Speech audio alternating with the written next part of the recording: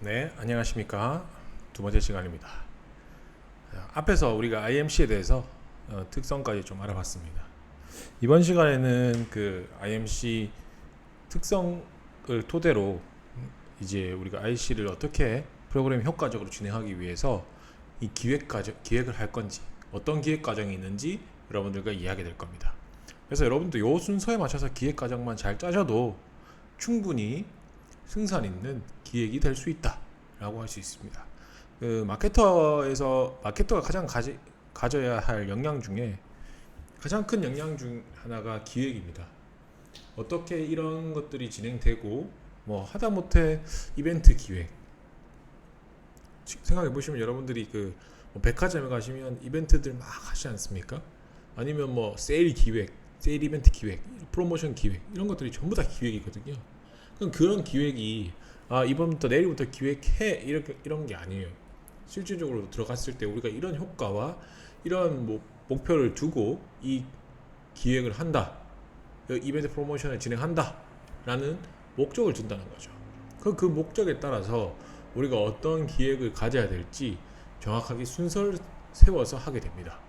그래서 그 기획의 순서에 맞춰서 기획을 세우게 되고 그 기획서는 여러분들의 일이 되겠죠. 그래서 그 기획이라는 게 여러분들하고는 사실 떼놓고는 말할 수 없는 부분이에요.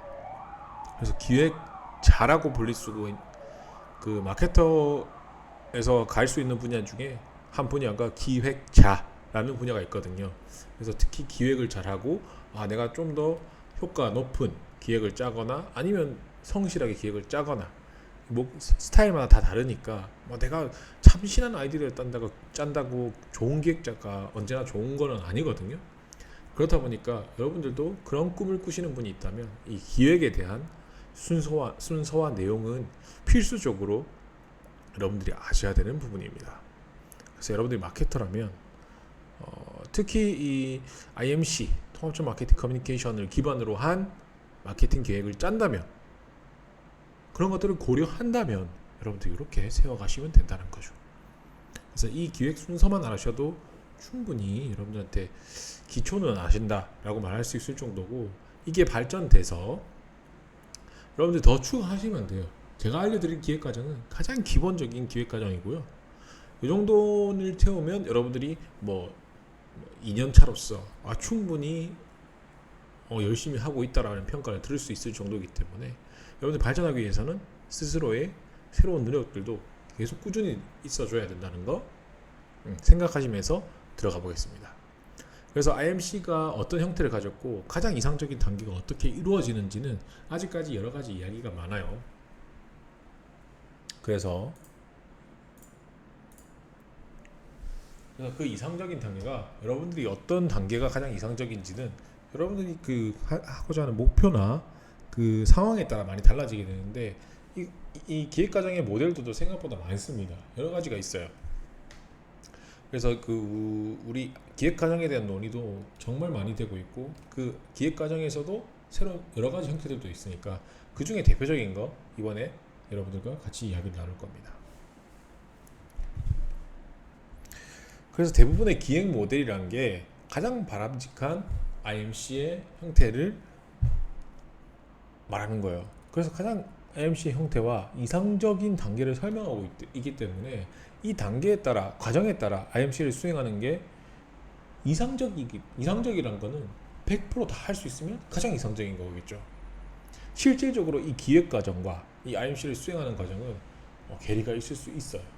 하지만 우리의 목표를 향해서 달려가야 되는 사람들이니까 우리 현실적으로 쉽진 않지만 이 기획 과정에 맞춰서 하려고 노력해야 된다는 거, 현실과 조금 다르다는 거 여러분들이 아셔야 될 거고요.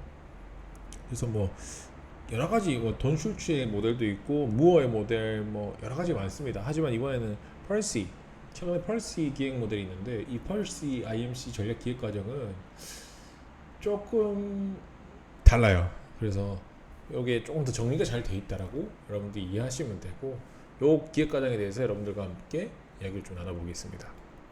이 펄시 IMC 전략 기획 과정은 구체적인 전략안을 수립하기 전에 목표 시장에 대한 검토부터 시작해요. 그래서 우리가 전략을 세우기 전에 여기 전략 단계고요. 이 전략 전에 목표 시장을 선정한다 하고 난 후부터 모든 것들이 선택된다. 전략이 기획이 진행된다라고 생각하시면 돼요. 그래서 우리가 목표 시장에 대한 검토부터 시작해서 목표 시장을 정의하고, 그리고 이 목표 시장 정의할 때는 우리 제품들 있죠. 자사의 제품들이 아니면 서비스들이 긍정적인 반응을 이끌어낼 수 있는 모든 요소에 대한 고려가 있어야 돼요. 그래서 이 단계에서 긍정적인 반응을 이끌어낼 수 있는 모든 요소에 대한 고려가 있어야 돼요. 고려. 그래서 우리가 이걸 가장 먼저 그 목표 시장에 선정할 때, 우리가 이 우리 제품이나 서비스에 대해서 긍정적인 반응이 일어나려면 어떤 요소들을, 어떤 것들을 소비자한테 알리는 게 좋을까? 어떤 목표를 가진 소비자한테 알리는 게 좋을까? 이런 것들을 막 고민하는 거죠. 그래서 우리는 구입자라든지 사용자들 다 포함해요. 그래서 그 사람들의 의사결정 과정에서 영향을 미칠 수 있는 모든 사람들이 우리 마케팅 커뮤니케이션의 자율적인 대상자라고 판단하고 시작하는 거예요. 그래서 구입자, 사용자뿐만 아니라 그 사람들의 의사결정에 영향을 미칠 수 있는 모든 사람들, 그 사람들이 우리 마케팅 커뮤니케이션의 잠재된 대상자라고 머리에 담아두고 전략을 짜게 되는 겁니다. 자, 첫 번째 단계는 우리가 이러한 목표 고객에 대한 분석을 기초로 우리 전반적인 마케팅 전략을 수립하는 단계예요. 그리고 두 번째 단계는 의사결정에 참여한 모든 고객들 있죠. 의사결정에 참여한 모든 목표 고객들, 그 목표 고객들을 대상으로 커뮤니케이션 전략을 수립하는 거예요. 이게 마케팅 전략과 유기적으로 연결돼야 돼요. 마케팅 전략. 유기적으로 맞춰줘야 돼요. 그리고 세 번째 단계에는 우리가 다양한 정보들, 우리가 구체화시킨 다양한 정보들이 있죠. 이거 활용해서 커뮤니케이션 목표를 선정합니다. 커뮤니케이션 목표는 어떤 것이 있냐? 제품군 니즈, 제품군에 대한 니즈가 어떤 게 있냐? 그 다음에 우리가 브랜드 인지는 어떻게 시킬 거냐? 여기 목표에 들어가야 돼요. 그래서 브랜드 태도는 어떻게 할 거냐? 태도. 그리고 우리 브랜드 구입 의향, 이런 것들이 목표 선정할 때 우리가 다 들어가야 돼요. 거기다가 편의성까지 들어가야 되거든요.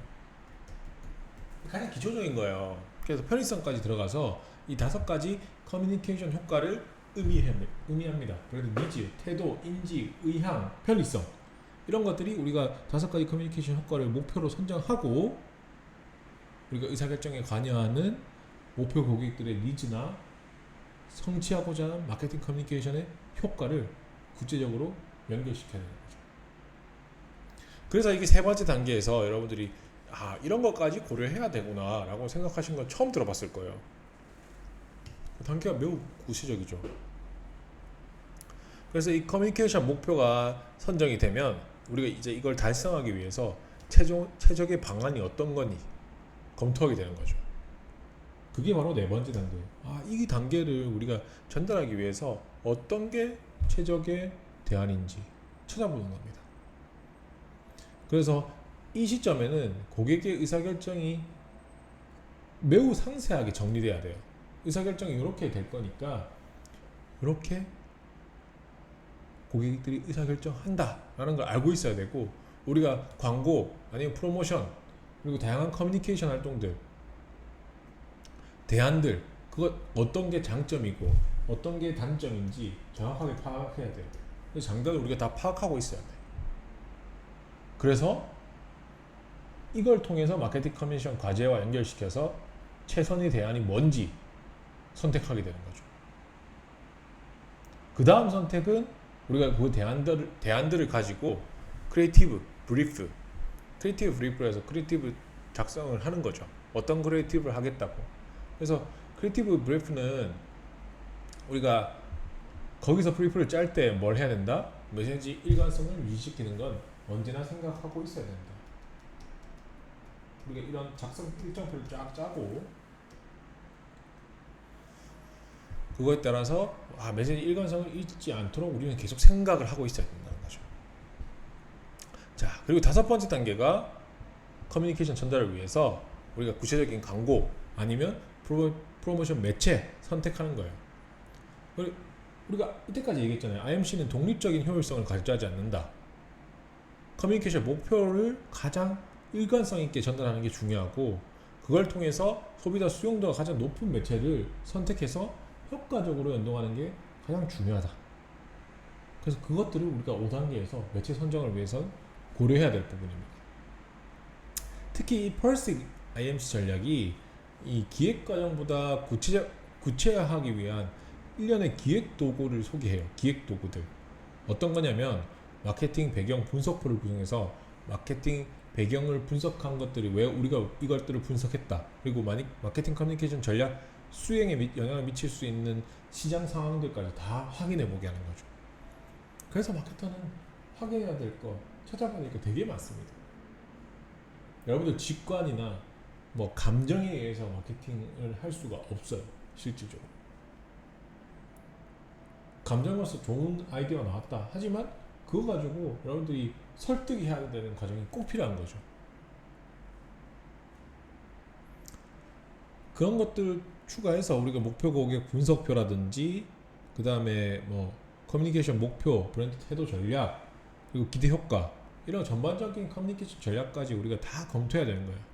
그래서 이렇게 이 과정을 통해서 IMC 전략이 방향성이 제시되면 우리가 이걸 기초해서 목표 고객, 그리고 목표 고객과 의사결정 역할, 그리고 목표 고객과 의사결정할 장소, 목표 고객과 의사결정할 시간, 목표 고객과 의사결정할 방법, 이런 것들에 대한 행동 연속 모델을 개발하고 우리가 이렇게 행동해야 된다.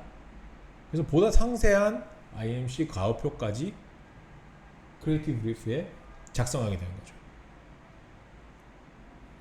그래서 이렇게 여러분들이 이 정도까지 작성하게 되는구나라고 감을 잡으시기에는 생각보다 어렵거든요. 근데 생각보다 많은 일을 하죠. 그래서 이 기획자는 정말 큰 이 프로젝트를 운영하기 위해서는 작은 프로젝트부터 연습하게 되거든요. 그래서 그 작은 프로젝트 연습으로 큰 프로젝트를 운영할 수 있는 기획을 할 수 있다라고 판단하게 되고 점점 더 큰 기획자가 되게 되는 거죠. 기획자는 되게 많은 돈을 받고 있으니까 여러분들도 해보면 매우 재밌어요. 내가 원하는 대로, 내가 생각하는 대로 데이터들을 찾고 다른 사람을 설득해야 되는 과정들이 꼭 거쳐야 되는 거니까 거기에 대한 희열은 장난이 아니에요.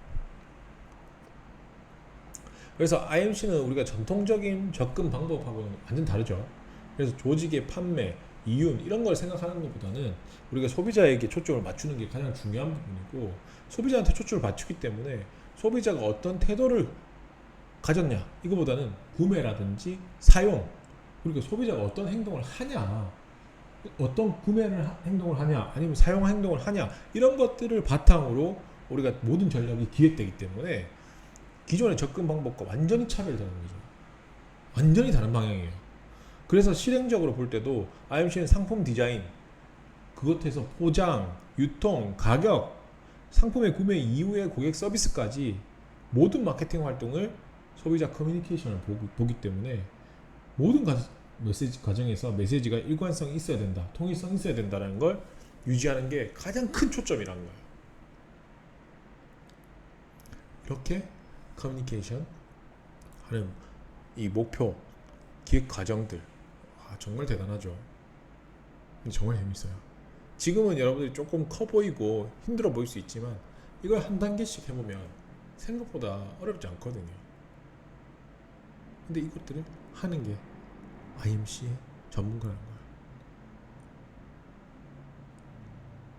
여러분들 지금 봐도 그냥 마케팅 쪽으로 생각하실지, IMC 쪽으로 생각하실지, 통합적 마케팅 커뮤니케이션을 하실지, 그냥 일반적 마케팅 커뮤니케이션 하실지, 그리고 제가 저번에 말씀드린 브랜딩적인 사고를 가지실지, 목표가 다 다르잖아요.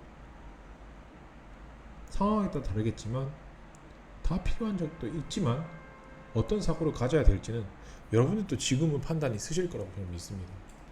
내가 어떤 판단을 해야 될지는 여러분들의 선택이니까요. 하지만 저는 조금 더 넓은 판단을 하기로 결심을 했고 그런 분야에서 사업을 이어가고 있고 그런 산업군도 더 강조하고 있어요.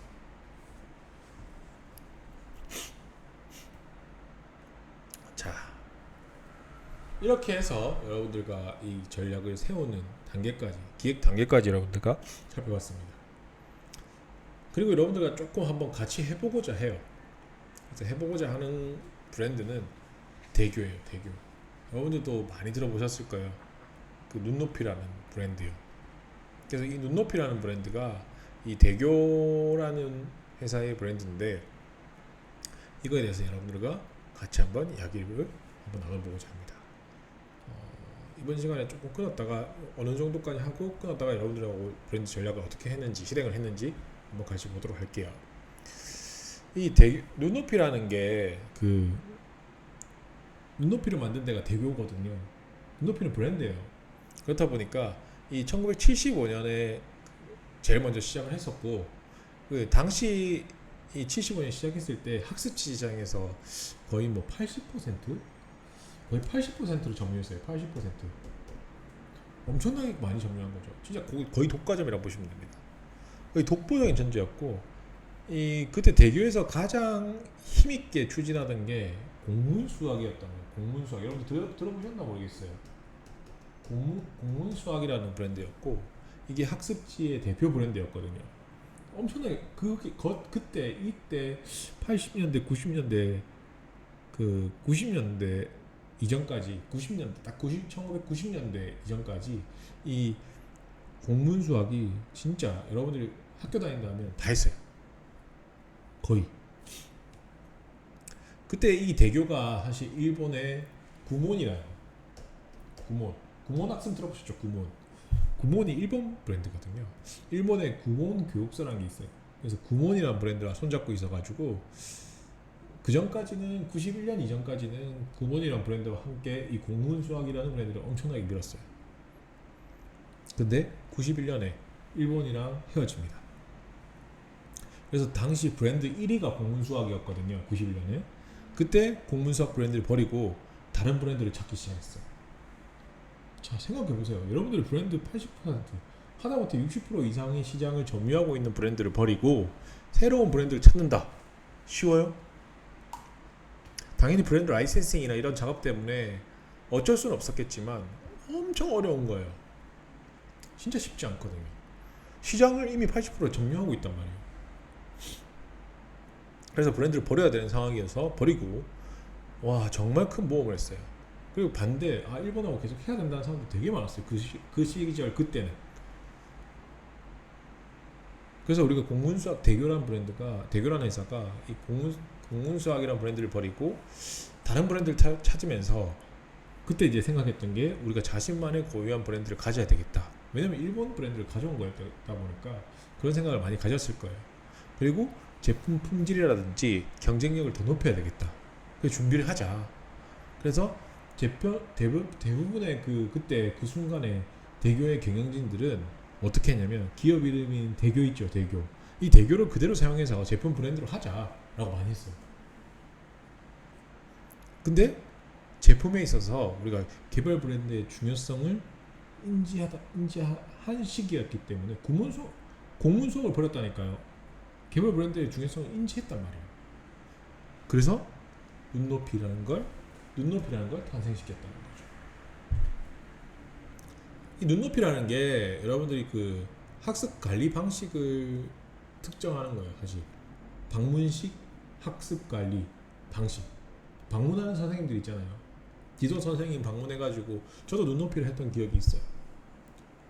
지도 선생님 방문해가지고 나한테 공부 알려주는 거예요. 몇 분 시간 정해서.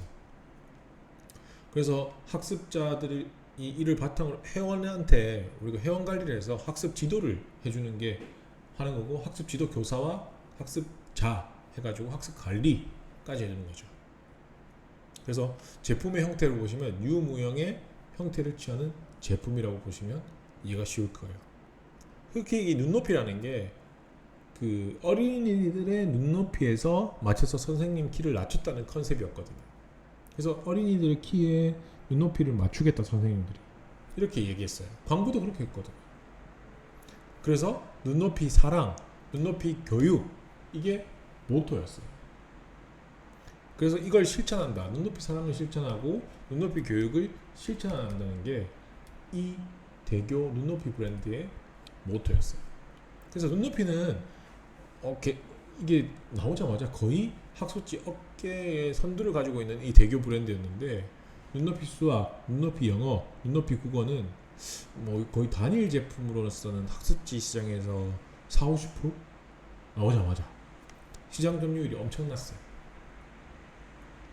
그래서 눈높이라는 브랜드가 그 성장이 계속 되니까 이걸 가지고 국높이는 눈높이라, 국내에서는 눈높이로, 해외에서는 이높이, NOPI 해서 이높이로 해가지고 브랜드 네임을 달리해서 투 브랜드 전략으로 글로벌 브랜드로 성장하기 위해서 노력을 지속했어요.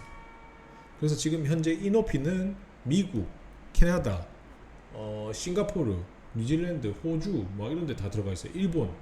그래서 등등등 해가지고 세계 시장이라든지 그리고 각각의 현지 법인들 그리고 프랜차이즈 형태로 다 진출하고 있어요. 이게 눈높이의 히스토리예요. 어떻게 됐는지 이야기들이 이렇게 왔었거든요. 여러분들도 사실 이렇게 자세하게 들어본 적은 없을 거예요. 그런데 이게 브랜드를 조사하다 보면 다 나와요. 그게 재밌거든요. 그래서 이 눈높이가 조금 이제 역사별로 나누자면 이렇게 나눌 수 있어요. 첫 번째가 이 눈높이 역사의 첫 번째가 창립기거든요. 그러니까 76년에 한국 최초로 얘네들이 시작을 했어요. 그래서 개인별 학습지 눈높이 수학부터 나왔어요. 눈높이 수학. 눈높이 수학이 제일 독보적으로 시작이 됐죠. 그래서 대교가 세상에 태동하게 된 시기입니다. 그리고 90년에서 95년 눈높이 수학을 시작해서 이때부터 영어, 국어, 그 다음에 한자 이렇게 발전했어요. 그래서 회원수가 100만을 넘었었어요. 이때 엄청나게 빠르죠. 그래서 눈높이 제품뿐만 아니라 우리가 그때 뭘 했냐면 교육연구소랑 그 다음에 해외 현지법인들, 대교 아카데미들 이게 설립되기 시작했어요. 그래서 대교 방송도 이때 나왔어요. 그래서 브랜드 이미지도가 확실히 올라갔죠. 아까 제가 말씀드렸잖아요. 75년에 시작되고 91년에 일본하고 헤어졌다고 했잖아요. 이 개별 브랜드 인지도가 중요시 여기고 이렇게 발전시킨 거예요. 자, 96년도에서부터 99년도가 창립 20주년을 맞이하면서 이제 다양한 확장적인 활동들을 하기 시작해요. 뭐 대교 눈높이 여자 배드민턴탄 뭐 이런 것들도 했고요. 사회공헌 활동했고요. 그리고 고객과 함께하는 기업 이미지를 만들기 위해서 99년쯤에 창립 20주년을 맞이하면서 200만 회원이라는 거의 신화적인 이야기를 썼죠. 여러분들 200만이라는 게 정말 쉽지 않아요.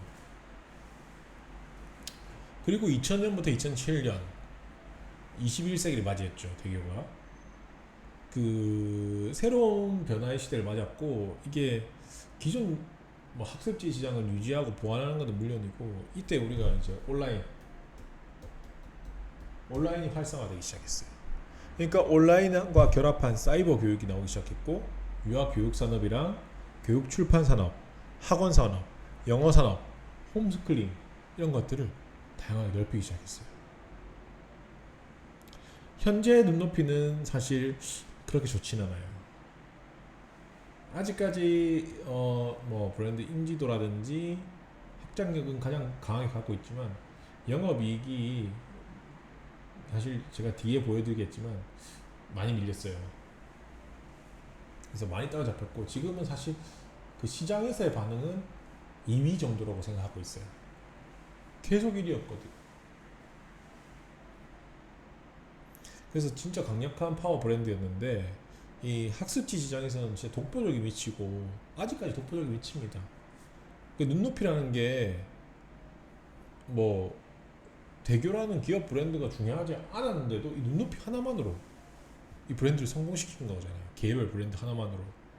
정말 대단한 거예요. 그래서 눈높이 브랜드 자산 가치는 대교라는 기업 가치보다 훨씬 높아요. 그래서 개별 브랜드 가치가 이렇게 차이가 난다라는 거. 여러분들하고 꼭 말씀드리고 싶었어요. 그래서 이 대결하는 기업이 이 눈높이라는 걸 만들고 발전되어 왔던 이야기들, 그리고 어떻게 기업 전략과 이런 차별화 전략들을 썼는지 여러분들과 다음 시간에 한번 같이 얘기해 보도록 하겠습니다. 고생하셨습니다.